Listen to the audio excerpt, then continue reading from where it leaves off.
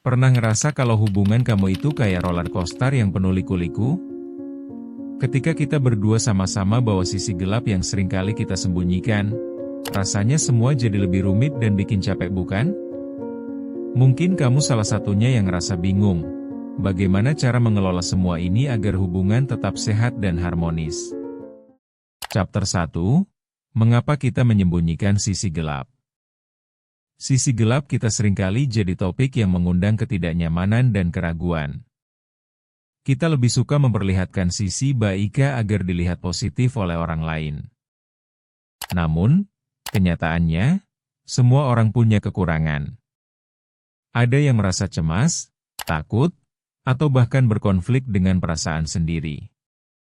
Misalnya, seorang mahasiswa yang selalu tampil ceria di depan teman-temannya, padahal dia sebenarnya merasa tertekan dengan tugas yang menggunung.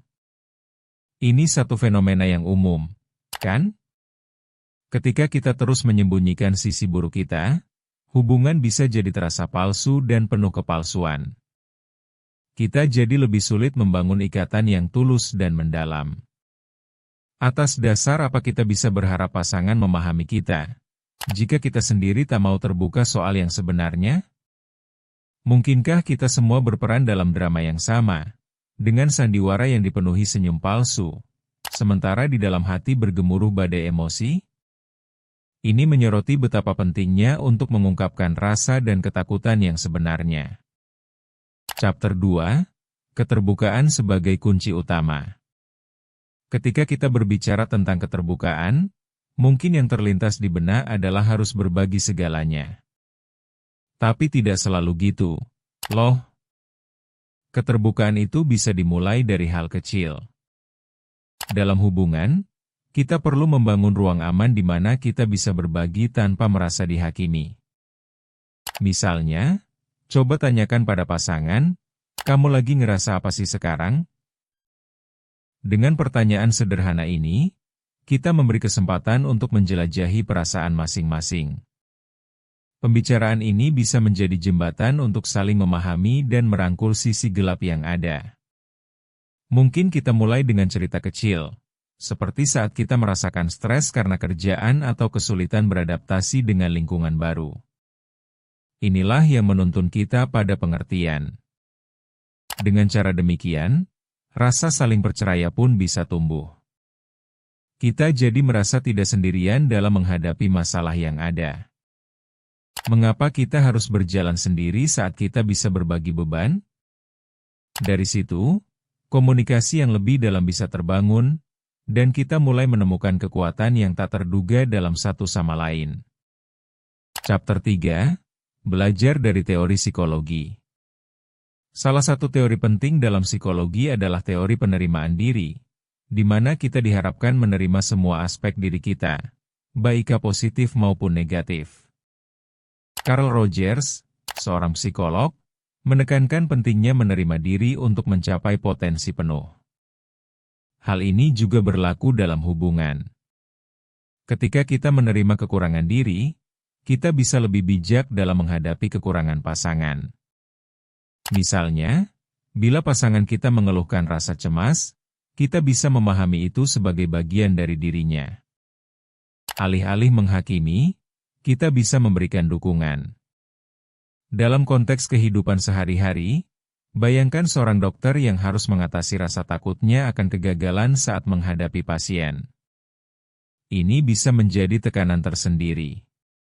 Dengan memberikan toleransi pada diri sendiri dan pasangan, kita menciptakan lingkungan yang mendukung pertumbuhan. Dalam perjalanan ini, kita belajar bahwa kita tidak berjuang sendirian. Ternyata, dengan menghindari tekanan untuk sempurna, kita bisa lebih terbuka dalam bertukar cerita. Pendekatan ini bisa membuat setiap masalah yang kita hadapi terasa lebih ringan, karena kita tahu ada teman yang siap mendengarkan. Chapter 4. Membuat ruang aman. Sebuah hubungan yang sehat memerlukan ruang aman untuk berekspresi. Kita dapat menciptakan ruang ini dengan cara mendengarkan dan menghargai satu sama lain. Misalnya, saat pasangan menceritakan masalahnya, dengarkan tanpa interupsi. tanpa merasa harus memberi solusi. Biarkan mereka merasakan mendengar suaranya.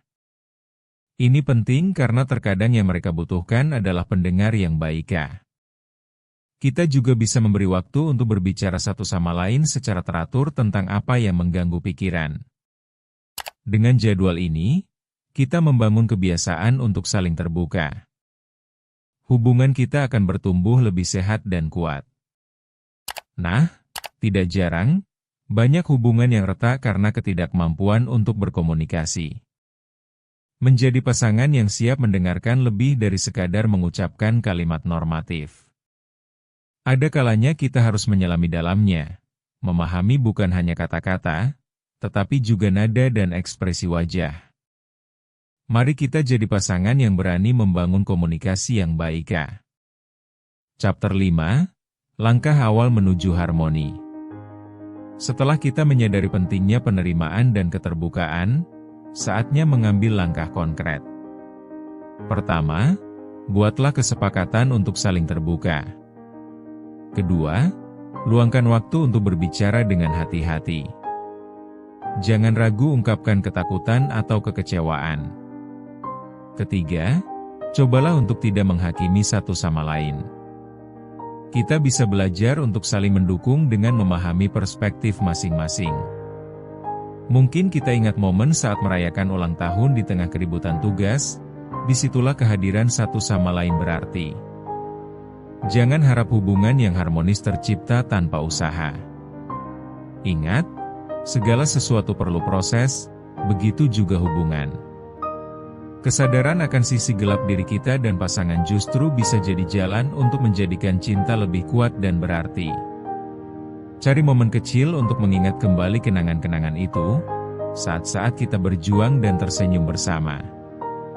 Itu semua bisa jadi pondasi yang bisa bikin kita lebih kuat. Yuk, terus belajar bersama kami di Ruang Tumbuh. Bertumbuh itu proses, bukan lomba.